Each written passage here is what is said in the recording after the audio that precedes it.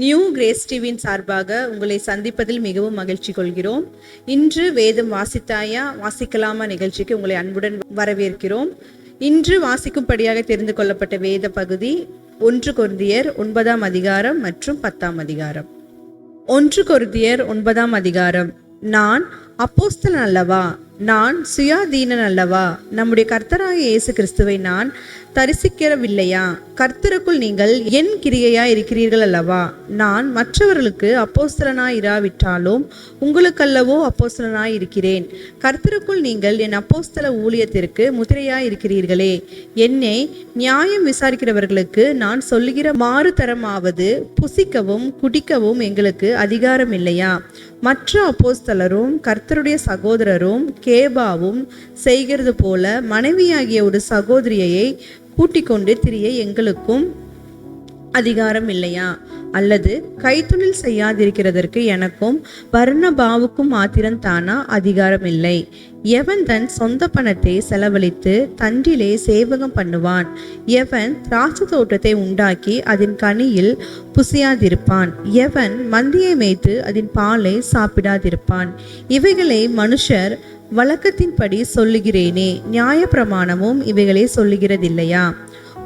போரடிக்கிற மாட்டை வாய் கட்டாயாக என்று மோசையின் பிரமாணத்திலே எழுதியிருக்கிறதே. தேவன் மாடுகளுக்காகவே கவலையாயிருக்கிறாரோ? நமக்காகத்தான் அதை சொல்லுகிறாரோ? உழுகிறவன் நம்பிக்கையோடே உழவும் போரடிக்கிறவன் தன் நம்புகிறதில் பங்கடைவேன் என்கிற நம்பிக்கையோடே போரடிக்கவும் வேண்டியதே.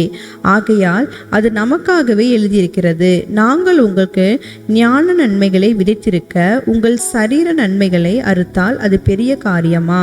மற்றவர்கள் உங்களிடத்திலே இந்த அதிகாரத்தை செலுத்தினால் அவர்களிலும் நாங்கள் அதிகமாய் செலுத்தலாமல்லவா? அப்படி இருந்தும் கிறிஸ்துவின் சுவிசேஷத்திற்கு யாதொரு தடையும் உண்டாகாதபடிக்கு நாங்கள் அந்த அதிகாரத்தை செலுத்தாமல் எல்லா பாடும் படுகிறோம். ஆசாரிய ஊழியம் செய்கிறவர்கள் தேவாலயத்துக்குரியவைகளில் புசிக்கிறார்கள் என்றும், பலிபீடத்தை அடுத்து பணிவிடை செய்கிறவர்களுக்கு பலிபீடத்தில் உள்ளவைகளில் பங்கு உண்டென்றும் அறியீர்களா? அந்தபடியே சுவிசேஷத்தை அறிவிக்கிறவர்களுக்கு சுவிசேஷத்தினாலே பிழைப்பு உண்டாக வேண்டும் என்று கர்த்தரும் கட்டளையிட்டிருக்கிறார். அப்படி இருந்தும் நான் இவைகளில் ஒன்றையும் அனுபவிக்கவில்லை. இப்படி எனக்கு நடக்க வேண்டுமென்று இவைகளை நான் எழுதுகிறதும் இல்லை. என் மேன்மை பாராட்டலை ஒருவன் அவத்தமாக்குகிறதை பார்க்கிலும் சாகிறது எனக்கு நலமாயிருக்கும். சுவிசேஷத்தை நான் பிரசங்கித்து வந்தும் மேன்மை பாராட்ட எனக்கு இடமில்லை. அது என் மேல் விழுந்த கடமையாயிருக்கிறது. சுவிசேஷத்தை நான் பிரசங்கியாதிருந்தால் எனக்கு ஐயோ! நான் உற்சாகமாய் அப்படி செய்தால் எனக்கு பலனுண்டு. உற்சாகம் இல்லாதவனாய் செய்தாலும் உக்கிரான உத்தியோகம் எனக்கு ஒப்புவிக்கப்பட்டிருக்கிறதே. ஆதலால் எனக்கு பலன் என்ன? நான் சுவிசேஷத்தை பிரசங்கிக்கையில் அதை பற்றி எனக்கு உண்டாயிருக்கிற அதிகாரத்தை முற்றிலும் செலுத்தாமல் கிறிஸ்துவின் சுவிசேஷத்தை செலவில்லாமல் ஸ்தாபிப்பதே எனக்கு பலன். நான் ஒருவருக்கும் அடிமைப்படாதவனாயிருந்தும் நான் அதிக ஜனங்களை ஆதாயப்படுத்தி கொள்ளும்படிக்கு என்னை தானே எல்லோருக்கும் அடிமையாக்கினேன். யூதரை ஆதாயப்படுத்தி கொள்ளும்படிக்கு யூதருக்கு யூதனை போலவும் நியாயப்பிரமாணத்துக்கு கீழ்ப்பட்டவர்களை ஆதாயப்படுத்தி கொள்ளும்படிக்கு நியாயப்பிரமாணத்துக்கு கீழ்ப்பட்டவனை போலவும் ஆனேன். நியாயப்பிரமாணம் இல்லாதவர்களை ஆதாயப்படுத்தி கொள்ளும்படிக்கு அவர்களுக்கு நியாயப்பிரமாணம் இல்லாதவனை போலவும் ஆனேன்.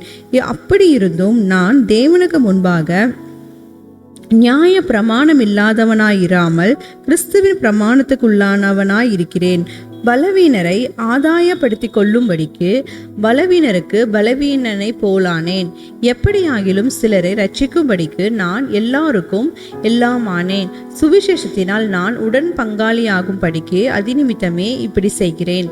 பந்தய சாலையில் ஓடுகிறவர்கள் எல்லோரும் ஓடுவார்கள், ஆகிலும் ஒருவனே பந்தயத்தை பெறுவான் என்று அறியீர்களா? நீங்கள் பெற்று கொள்ளத்தக்கதாக ஓடுங்கள். பந்தயத்திற்கு போராடுகிற யாவரும் எல்லாவற்றிலேயும் இச்சையடக்கமாயிருப்பார்கள். அவர்கள் அழிவுள்ள கிரீடத்தை பெறும்படிக்கு அப்படி செய்கிறார்கள். நாமோ அழிவில்லாத கிரீடத்தை பெறும்படிக்கு அப்படி செய்கிறோம். ஆதலால் நான் நிச்சயமில்லாதவனாக ஓடேன், ஆகாயத்தை அடிக்கிறவனாக சிலம்பம் பண்ணேன். மற்றவர்களுக்கு பிரசங்கம் பண்ணுகிற நான் தானே ஆகாதவனாய் போகாதபடிக்கு என் சரீரத்தை ஒடுக்கி கீழ்ப்படுத்துகிறேன். 1 கொரிந்தியர் 10ஆம் அதிகாரம். இப்படி இருக்க சகோதரரே, நீங்கள் எவைகளை அறிய வேண்டும் என்றிருக்கிறேன் என்றால், நம்முடைய பிதாக்கள் எல்லோரும் மேகத்துக்கு கீழாய் இருந்தார்கள், எல்லோரும் சமுத்திரத்தின் வழியா நடந்து வந்தார்கள், எல்லோரும் மோசைக்குள்ளாக மேகத்தினாலும் சமுத்திரத்தினாலும் ஞான ஸ்நானம் பண்ணப்பட்டார்கள், எல்லோரும் ஒரே ஞான போஜனத்தை புசித்தார்கள், எல்லோரும் ஒரே ஞான பானத்தை குடித்தார்கள். எப்படியெனில் அவர்களோட கூட சென்ற ஞான கண்மலையின் தண்ணீரை குடித்தார்கள். அந்த கண்மலை கிறிஸ்துவே. அப்படி இருந்தும் அவர்களில் அதிகமான பேர்களிடத்தில் தேவன் பிரியமாயிருந்ததில்லை.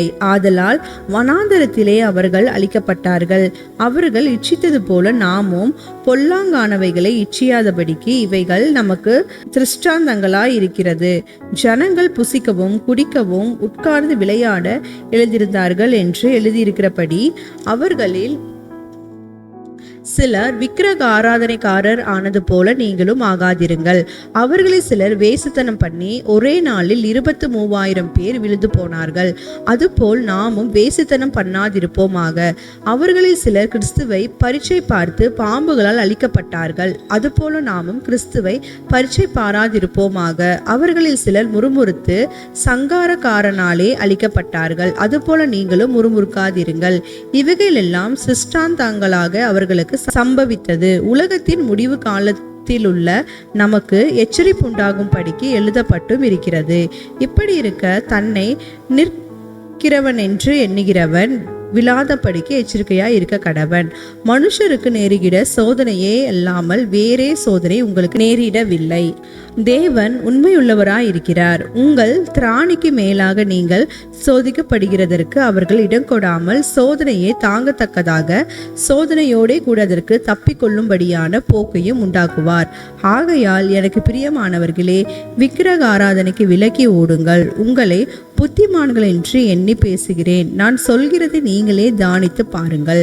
நாம் ஆசீர்வதிக்கிற ஆசீர்வாதத்தின் பாத்திரம் கிறிஸ்துவினுடைய இரத்தத்தின் ஐக்கியமாய் இருக்கிறதல்லவா? நாம் பிட்கிற அப்பம் கிறிஸ்துவனுடைய சரீரத்தின் ஐக்கியமாய் இருக்கிறதல்லவா? அந்த ஒரே அப்பத்தில் நாம் எல்லாம் பங்கு பெறுகிறபடியால் அநேகரான நாம் ஒரே அப்பமும் ஒரே சரீரமாய் இருக்கிறோம். மாமிசத்தின் படியான இஸ்ரவேலரை பாருங்கள். பலிகளை புசிக்கிறவர்கள் பலிபீடத்தோடு ஐக்கியமாய் இருக்கிறார்கள் அல்லவா?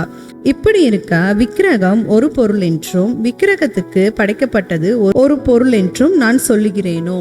அஞ்ஞானிகள் பலியிடுகிறவைகளை தேவனுக்கு அல்ல, பேய்களுக்கே பலியிடுகிறவர்கள் என்று சொல்லுகிறேன். நீங்கள் பேய்களோடு ஐக்கியமாய் இருக்க எனக்கு மனதில்லை.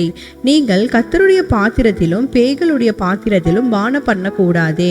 நீங்கள் கர்த்தருடைய போஜன பந்திக்கும் பேய்களுடைய போஜன பந்திக்கும் பங்கு கொள்கிறவர்களாய் இருக்கக்கூடாதே. நாம் கர்த்தருக்கு எரிச்சலை மூட்டலாமா? அவரிலும் நாம் பலவான்களா? எல்லாவற்றையும் அனுபவிக்க எனக்கு அதிகாரம் உண்டு. ஆகிலும் எல்லாம் தகுதியாயிராது. எல்லாவற்றையும் அனுபவிக்க எனக்கு அதிகாரம் உண்டு. ஆகிலும் எல்லாம் பக்தி விருத்தியை உண்டாக்காது. ஒவ்வொருவனும் தன் சுய பிரயோஜனத்தை தேடாமல் பிறருடைய பிரயோஜனத்தை தேட கடவன்.